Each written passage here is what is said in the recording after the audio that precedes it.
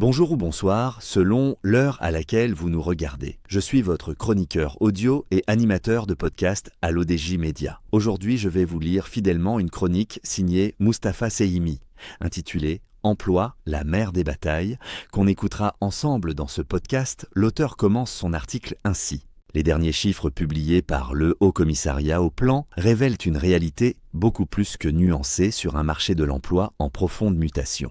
Entre progression limitée de l'emploi, chômage élevé chez les jeunes et aggravation du sous-emploi, l'économie marocaine peine à transformer sa dynamique en véritable amélioration sociale. Une lecture signée Mustapha Seyimi des chiffres, ce défi national majeur. Dans l'un de ses livres, Jacques Attali fait état de l'amertume du président Mitterrand à propos du chômage. On a tout essayé. Fatalité donc pas seulement dans l'Hexagone.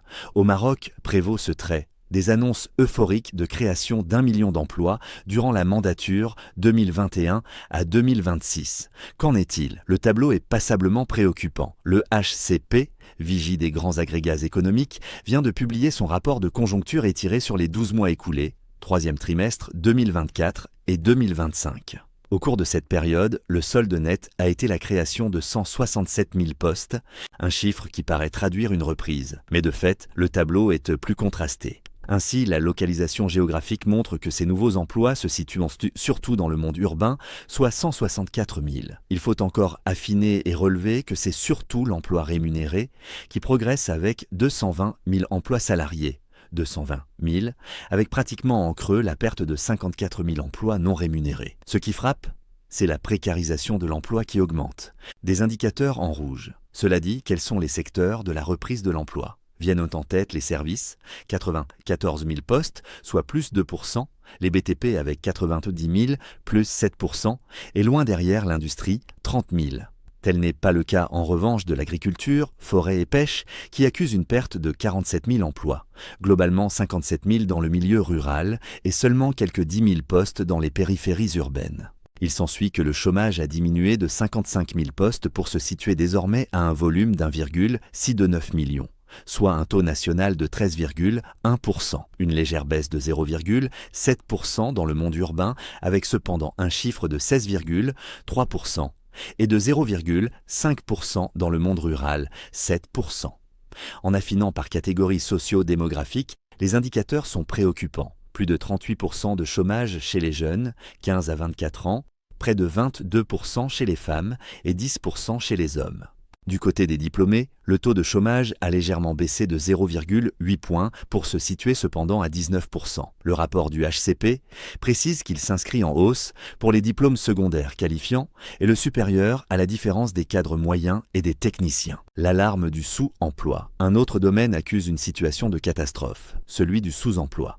Son volume s'est aggravé en effet de 133 000 personnes avec un total de 1 200 000 personnes, grimpant ainsi de 10% à 2%, décliné à 9,5% en milieu urbain, à 14% en rural. Une tendance qui se retrouve dans le sous-emploi horaire et dans l'aggravation de l'inadéquation formation-emploi. Dans les BTP, un secteur pourtant en expansion, l'on recense 22% de sous-emploi. Dans l'agriculture, le taux est de 13%. Globalement, toutes les catégories sont pratiquement touchées. Les 35 à 44 ans, plus 2,2%. Les jeunes, plus 2, ainsi que les ruraux.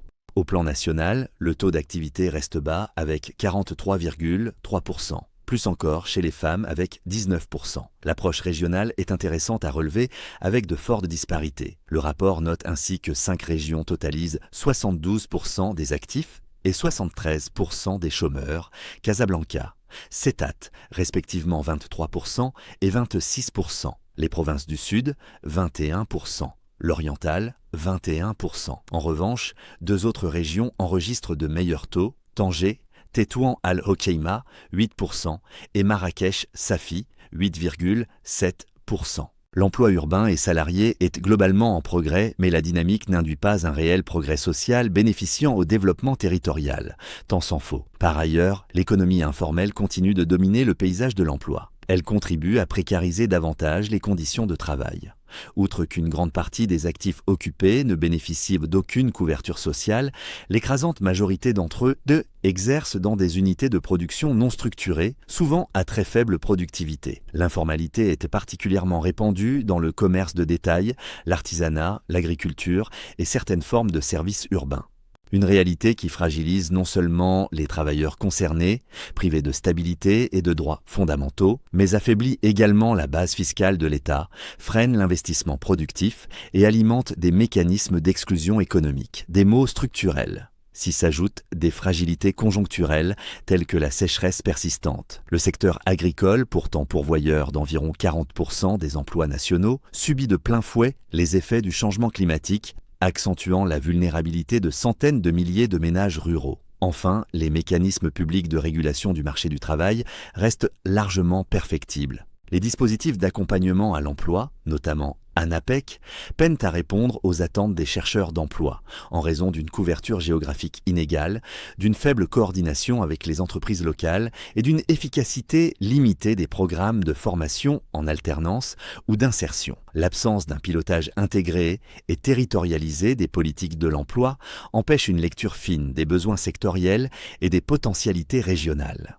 Cela contribue à la persistance d'un désajustement entre les dynamiques économiques territoriales et l'offre de travail disponible. Au total, le marché du travail traverse une période de forte turbulence. Elle est marquée par une remontée significative du chômage, qui affecte particulièrement les jeunes, les diplômés et les femmes. Des fractures qui montrent l'urgence d'une croissance soutenue et durable pour créer suffisamment d'emplois en phase avec les attentes des demandeurs d'emploi. Merci de nous avoir suivis. Je vous donne rendez-vous très prochainement pour une nouvelle chronique sur l'ODJ Média.